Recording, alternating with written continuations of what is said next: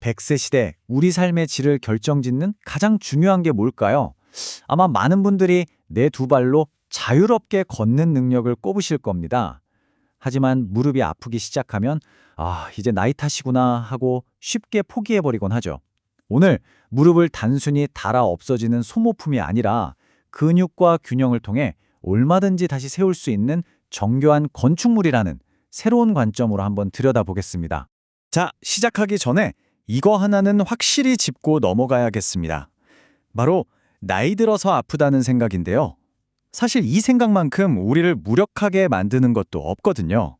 이게 바로 우리가 깨트려야 할 첫 번째 고정관념입니다. 그래서 오늘은 이런 순서로 한번 파헤쳐 볼 겁니다. 먼저 무릎 통증에 대한 오랜 오해를 걷어내고 진짜 원인이 뭔지 알아볼 거고요. 이어서 아주 놀라운 통계를 통해 수술에 대한 진실을 확인하고 우리 몸의 든든한 방패인 근육의 중요성을 짚어볼 겁니다. 그리고 마지막으로 무릎 기능을 되살릴 구체적인 방법까지 함께 떠나보시죠. 대부분의 사람들이 무릎 통증을 노화의 당연한 과정이라고 생각하죠. 그런데 왜 이게 위험한 오해인지 지금부터 자세히 알려드릴게요. 자, 여기서 아주 중요한 걸 하나 구분해야 합니다. 나이가 들면서 흰머리가 생기는 것처럼 관절의 퇴행성 변화가 오는 건 이건 자연스러운 일이에요. 하지만 일상생활이 힘들 정도로 극심한 통증을 느끼는 건 결코 자연스러운 현상이 아니라는 거죠. 이 둘은 완전히 다른 문제다. 이걸 꼭 기억하셔야 합니다. 그럼 대체 그 지긋지긋한 통증은 어디서 오는 걸까요? 두 번째 섹션에서는 우리가 범인으로 딱 지목했던 연골이 사실은 아무런 신호를 보내지 않는다는 충격적인 사실, 그리고 왜 비싼 돈 주고 찍은 검사 결과가 때로 오해를 불러일으키는지도 함께 파헤쳐 보겠습니다. MRI 찍고 반월판 파열이라는 진단명을 들으면 가슴이 덜컥 내려앉죠. 그런데 말이죠. 이 비유를 한번 들어보시면 생각이 좀 바뀌실 거예요. 50세가 넘은 사람들에게 보이는 반월판 파열은 병이라기보다는요. 얼굴에 주름이 생기는 것처럼 자연스러운 시간의 흔적, 그러니까 관절의 주름과 같다는 겁니다. 결정적인 사실, 바로 이겁니다. 연골 자체에는요. 통증을 느끼는 신경세포가 아예 없습니다. 그러니까 연골이 닳았다는 사실 그 자체만으로는 아플 수가 없다는 뜻이에요. 우리가 느끼는 그 끔찍한 통증은 사실 신경이 아주 빽빽하게 모여있는 무릎 앞쪽의 핵심 쿠션 조직, 슬개와 지방체나 염증으로 부어오른 관절 주머니가 보내는 비명인 거죠. 근데 병원에선 왜 자꾸 연골 얘기를 할까요? 그게 바로 현재 영상기술의 함정 때문입니다.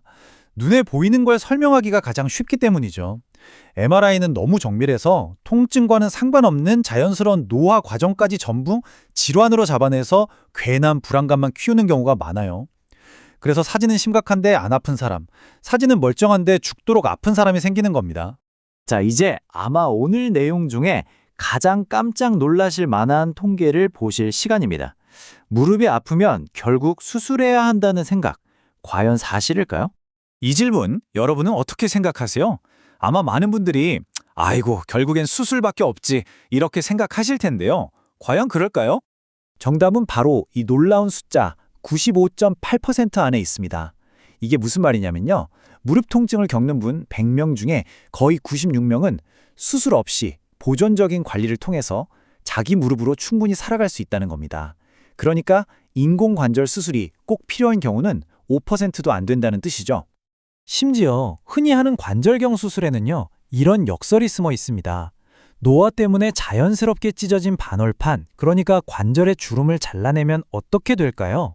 당장은 좀 괜찮아질 수 있지만 장기적으로는 더 큰 문제를 만들 수 있습니다. 무릎의 유일한 쿠션을 그냥 없애버리는 거니까요. 오히려 남은 연골이 보호막 없이 더 빠른 속도로 닳아버리는 결과를 낳게 되는 겁니다. 자, 그렇다면 희망은 어디에 있을까요? 연골도 아니고 수술도 아니라면요. 이제부터는 문제에서 해결책으로 시선을 돌려보겠습니다. 우리 무릎을 지키는 가장 완벽한 보호막, 바로 근육의 역할에 대해서 알아보죠. 우리 무릎은요, 정말 정교한 기계랑 똑같아요. 이 그림을 보면 원리가 딱 보이죠?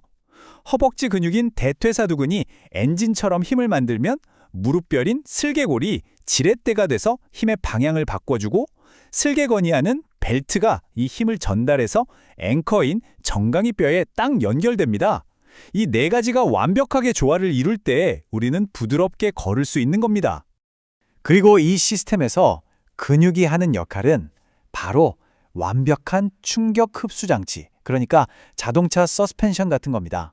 그림 왼쪽처럼 근육이 약하면 걸을 때마다 생기는 모든 충격이 뼈와 연골로 그대로 전달돼요. 반면에 오른쪽처럼 허벅지 근육이 강하면 이 충격을 부드럽게 흡수하고 분산시키죠. 결국 무릎 통증 관리의 핵심은 이 근육 방패를 얼마나 튼튼하게 만드느냐에 달려 있는 겁니다. 혹시 여러분 의자에서 일어날 때 아이고 하면서 무릎 짚으시나요? 그게 바로 이 의자 함정 때문일 가능성이 아주 높습니다. 엔진 역할을 하는 허벅지 앞쪽 근육은 너무 뻣뻣하게 굳어 있고 반대로 뒤쪽 근육은 약해지면서 생긴 불균형 때문이죠. 이 밸런스가 무너지는 순간 통증이 시작되는 겁니다. 자, 드디어 마지막 섹션입니다. 이제 이론은 그만! 우리가 직접 무너진 무릎의 설계도를 다시 그릴 수 있는 구체적이고 실용적인 방법들을 알려드릴게요. 가장 중요한 원칙부터 말씀드릴게요. 이건 정말 별표 5개입니다. 많은 분들이 아프면 바로 허벅지 운동부터 시작하시는데 이거 아주 위험해요. 순서가 완전히 틀렸기 때문입니다. 모든 재활의 영순위는요, 굳어있는 관절을 풀어서 무릎이 끝까지 펴지고 완전히 구부러지면 원래의 가동 범위를 되찾는 게 무조건 먼저입니다. 그래서 통증을 꾹 참으면서 무작정 걷는다거나 스쿼트를 하는 건 불난집에 기름을 붓는 거랑 똑같아요. 아직 준비가 안 된 무릎에 부담을 주는 건 독이나 마찬가지입니다. 그럼 근육은 어떻게 키워야 할까요? 여기 관절의 부담은 제로이면서 허벅지 근육만 안전하게 키울 수 있는 최고의 운동이 있습니다. 바로 큐 세팅인데요. 수건을 무릎 아래에 받치고요. 발 뒤꿈치는 바닥에 둔 채로 무릎 뒤쪽으로 수건을 지그시 누르는 겁니다. 5초 정도 힘을 줬다가 푸는 동작을 반복하는 거죠. 관절에 전혀 무리 없이 엔진 근육을 깨울 수 있는 최고의 방법입니다. 근력만큼이나 중요한 게 또 있어요. 바로 걷는 방식입니다. 이 그림을 보시면 차이가 한눈에 보이죠? 젊은 사람들은 무릎을 완전히 펴면서 충격을 엉덩이 관절 쪽으로 분산시켜요. 하지만 통증이 있는 분들은 자기도 모르게 무릎을 굽힌 채 걷게 되고 모든 충격이 무릎에 갇히는 악순환이 반복되죠. 의식적으로 무릎을 쭉 편다는 느낌으로 걷는 훈련, 이게 정말 중요합니다. 그리고 무릎 통증에 있어서 가장 효과가 빠르고 강력한 천연 진통제가 뭔지 아세요? 바로 체중 조절입니다. 이 그래프 좀 보세요. 정말 놀랍지 않나요? 몸무게를 딱 3kg만 빼도 걸을 때는 12kg, 계단을 내려갈 때는 무려 18kg의 부담이 무릎에서 사라집니다. 이건 내 몸에 내장된 천연 진통제 스위치를 켜는 거나 마찬가지죠. 자, 오늘 내용을 마무리하면서 여러분께 이 질문을 드리고 싶습니다. 여러분의 무릎, 그냥 닳아 없어지면 바꿔야 하는 소모품인가요? 아니면 오늘 우리가 함께 확인한 것처럼 근육과 균형을 통해 얼마든지 관리하고 다시 세울 수 있는 위대한 건축물인가요? 그 위대한 건축물을 다시 세우는 열쇠는 바로 여러분 자신에게 있습니다.